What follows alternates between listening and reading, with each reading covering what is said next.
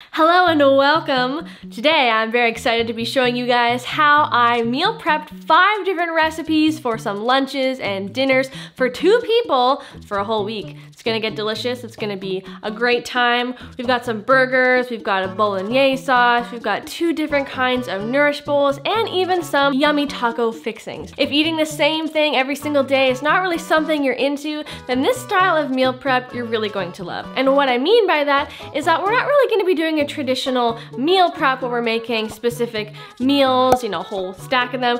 Basically what we're doing is creating a whole bunch of different components, such as some proteins, grains and starches, some veggie dishes, so that you're able to kind of pick and choose what kind of bowls you want to enjoy throughout the week so that you don't get bored. Because variety is the spice of life, you know? This meal prep takes about 4 to 5 hours, which may seem like an investment of time, but honestly, it saves you so much time and hassle and decision fatigue throughout the week by not having to worry about cooking every single meal of the day. The most you'll probably ever have to do is maybe whip up a pot of pasta noodles, chop up some veggies, or just make a really quick side dish. I'll also be showing you the exact order in which I prepared every component just to kind of help you optimize and make your meal prep be as efficient as possible. If that sounds good to you, make sure you like and subscribe, and let's get right into this meal prep. Yay!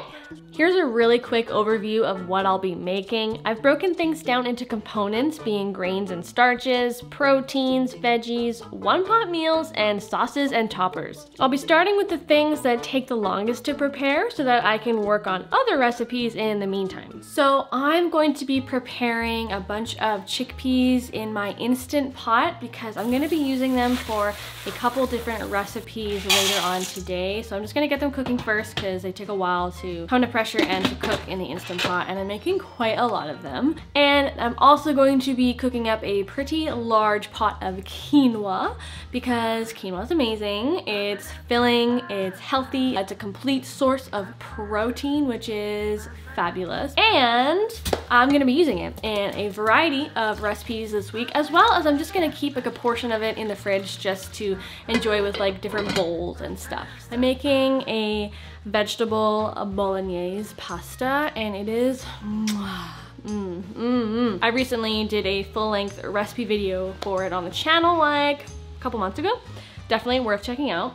I'm gonna be sort of making a accelerated version of this because as delicious as it is kind of like veggie prep intensive. So I'm gonna be using my food processor to just prep like all my veggies instead of laboriously chopping everything up. Don't get me wrong, like putting my headphones on and like getting into the zone and just kind of like meditatively chopping vegetables, like I'm always cool with, but just considering I have so much food that I need to make today, I kind of need to speed things up with my food processor. So it's really a really basic recipe, like onion, garlic, carrot, celery, and instead of using lentils like I did last time on my channel, I'm gonna be using this stuff, and it's called chummy chorizo, and it's like a soy-based chorizo crumbles. They're so good. They're very spicy though. They're very spicy, but they're like pretty high in protein. 100 grams of this stuff dry and then like rehydrated is like over 27 grams of protein, which is amazing. You can put it in practically anything. So I was like, let's try it out. It's just been sitting in my cupboard for a month. Anyways, love me a good bolognese. Wonder if I can juggle. I guess juggling with 2 isn't really considered juggling, is it? Sweet potatoes. I'm gonna chop up a whole bunch of them. Got like 6 of them.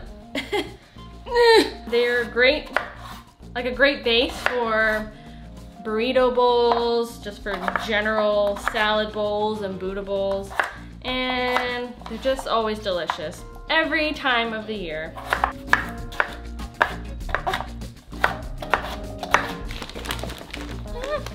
I also figured I have like half a bag of little baby potatoes. I figured let's just use them up. I'm gonna roast them in the oven along with the sweet potatoes. I think I might do like a lemony herby potato. I honestly am gonna keep this super simple. I'm just gonna do like a tiny, tiny little drizzle of avocado oil. And then I'm going to use my brick of lemon pepper seasoning that I need to break apart with a spoon, clearly. Does anybody else do this? They buy like the Costco sized spices and they like tell themselves they're gonna use them. Ah! And then spill it all over their counter. And then you buy it and then you're like, oh yeah, I'm gonna use this, no problem. And then you don't use it for like a year and then you forget about it. Yeah, that person is me. Just gonna do a little bit of onion powder, a little bit of garlic powder. Now this is a Costco one I will use up in no time. I put garlic powder in practically everything. I love fajita veggies. I have a whole jar that I recently just made of fajita spices. My recipe is in my video description, or you can go to my sheet pan fajitas recipe video and look for it. Okay, so just give it a little toss. I'm not using too much oil because, you know, calories, but you gotta have like just a little bit, just so you get a nice little browning effect. Okay, I'm gonna pop these bad girls in the oven. I just burned my arm. I did it while I took the lid off of my bolognese. And I got a steam burn, like right here. I don't know if you can see how red it is, but man, it hurts like a mother fudge. Ah! And last night I just burned the tip of my tongue when I was making lasagna. Why do I keep burning myself? Ooh, that is some fluffy quinoa. All right, let's make some burgers. Woo!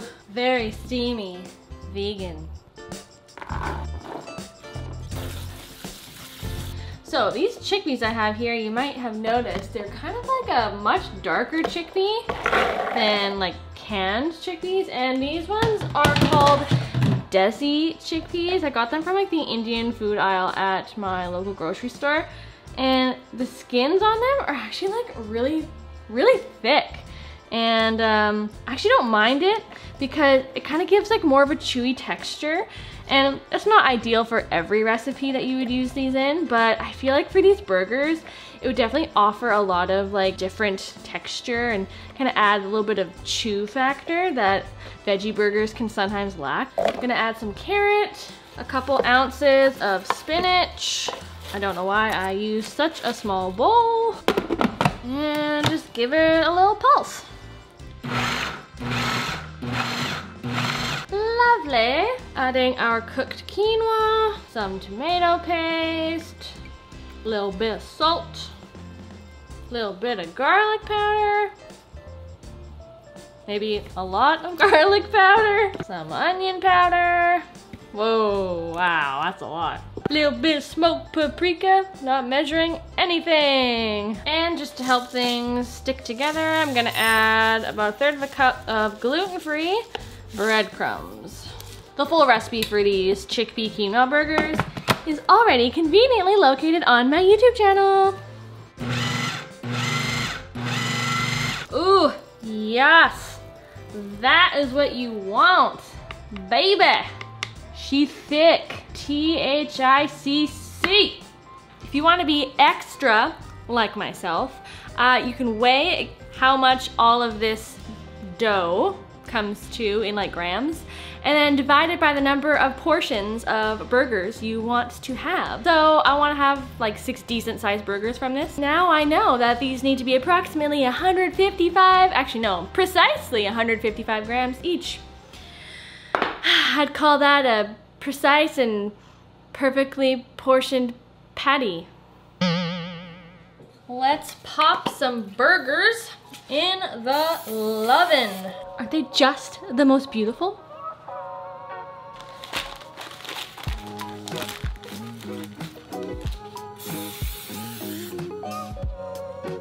Okay, don't you just love when you pick the perfect size container? Why is that so satisfying? And can we just talk about these sweet potatoes for a moment?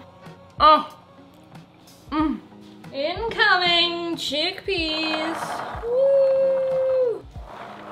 Ooh. Don't you just love the color of these chickpeas? Like, they're so beautiful. So a little tiny bit of avocado oil, just a little bit. And some smoked paprika, some cumin, and some salt. And then just massage. Massage like you would massage the shoulders of a loved one. Maybe that's a weird reference. Maybe if you're married. Like the way you would massage the shoulders of your husband or wife or your boyfriend or your girlfriend. Yummy!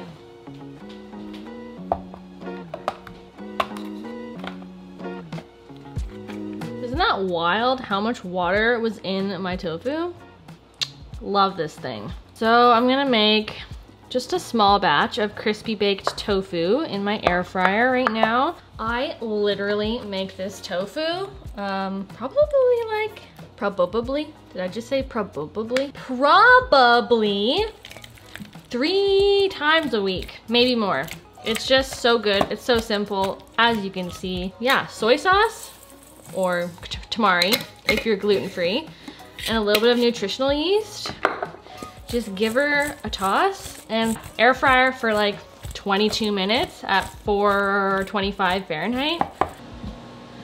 Isn't she lovely?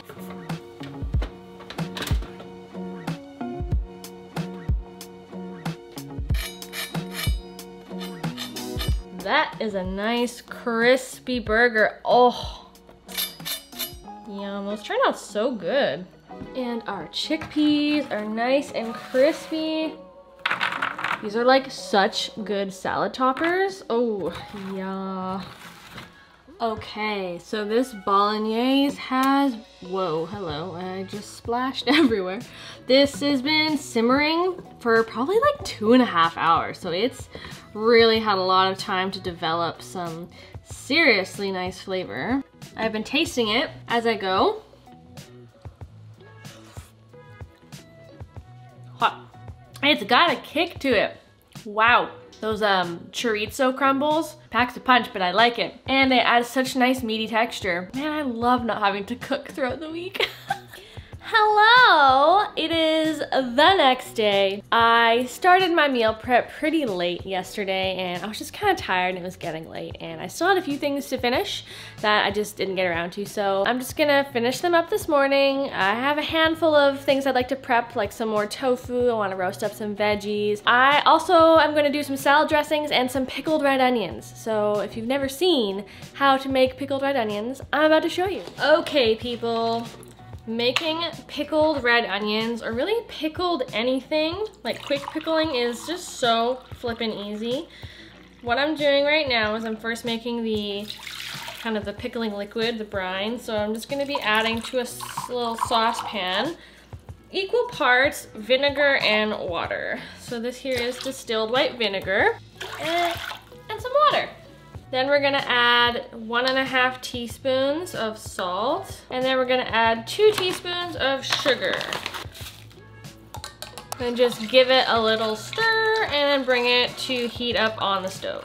Next, you want to get yourself some onions. I'm using 2 red onions. And you wanna grab yourself a pretty big jar or a couple smaller jars. I'm just gonna try and stuff as much onion into this jar as I can. And all you gotta do is just chop up your onion. It really doesn't matter how you do it, but I think generally speaking, it's preferable to have nice thin slices or like onion rings. So I'm just gonna do like little thin slices. I'm just gonna start by stuffing, like literally just shoving as much onion as I can into this jar. Really like pack it down. Doesn't have to be pretty, but try to make sure like everything's laying flat. You don't wanna have bits sticking up. You kinda want everything to be flat. Okay, yeah, I can easily fit a second onion in there, so I'm just gonna chop up that second one. Perfect. Something I often do but I'm probably not gonna do today, is sometimes I'll add like a couple cloves of garlic that I'll layer in. Sometimes I'll put like some black peppercorns on the bottom, maybe I'll shove a bay leaf in the inside here, but I couldn't be bothered today. I'm feeling a bit lazy.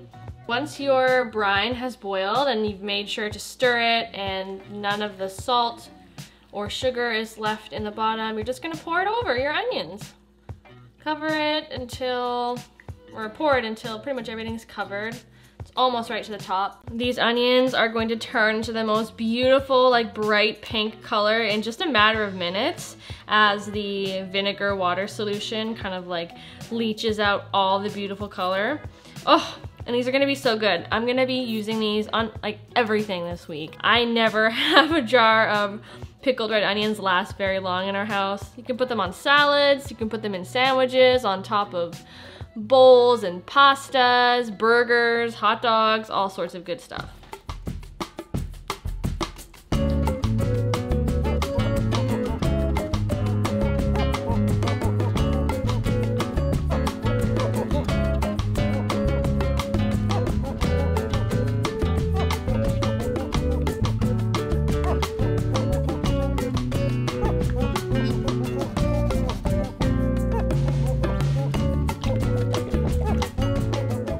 Okay, I am on a roll, people. So next up, I'm going to make some hummus, I guess you could say, but it's gonna be a white bean hummus.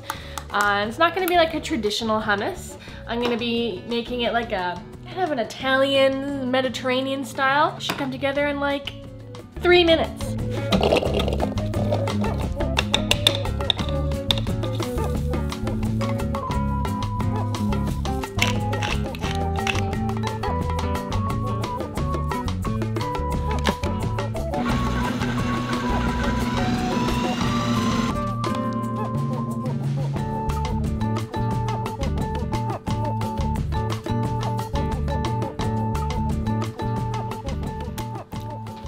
You know what that tastes like? It tastes like tomato basil pasta in a dip.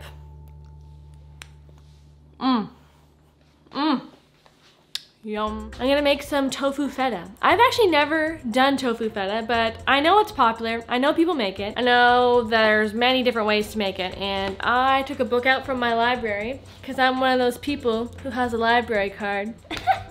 And I got there's an amazing recipe in here for tofu feta. This is the book, by the way. I'm gonna give it a try. I've never made it. I'll leave the recipe in the description for you below. Credit to Gina Hamshaw. Thanks, girlfriend. I feel like this will go really well with that Mediterranean tomato basil hummus. This would be good with some chickpeas, some quinoa, some of those lemony garlic potatoes. Like, I can just visualize eating that all up in like one delicious bowl. Starting with a 1/4 cup of lemon juice. I'm not really measuring all that well, I'm just kind of winging it. 3 whopping tablespoons of miso paste. Not gonna lie, that seems kind of unreasonable, Gina Hamshaw. I think that's a lot of salt, a lot of sodium. I think I'm just gonna keep it at 2. 2 tablespoons of nutritional yeast. 2 teaspoons red wine vinegar. That's a lot of tang. Whew. I'm gonna add a little touch of garlic powder. Plus a 1/4 teaspoon of salt, a little bit of black pepper. Okay, let's give it a little taste. Whoa, it's a lot of vinegar, a lot of lemon juice. Woo! I don't know if I did that correctly, but that's a lot of tang. I mean, I know feta's supposed to be tangy, but come on, Gina Hamshaw. Is this really what feta's supposed to taste like? I mean, it's delicious, don't get me wrong. It doesn't really give me the feta vibes though. So I feel like I have way too much marinade for 1 jar, so I'm gonna just pour some of this into a secondary jar. So rather I can have my 1 block of tofu divided up between my 2 jars. Aw, look at that, so cute. Shake it up, let it marinate, pop them in the fridge and, you know, let them marinate overnight. And by tomorrow, these should be ready to eat. You wanna see a magic trick?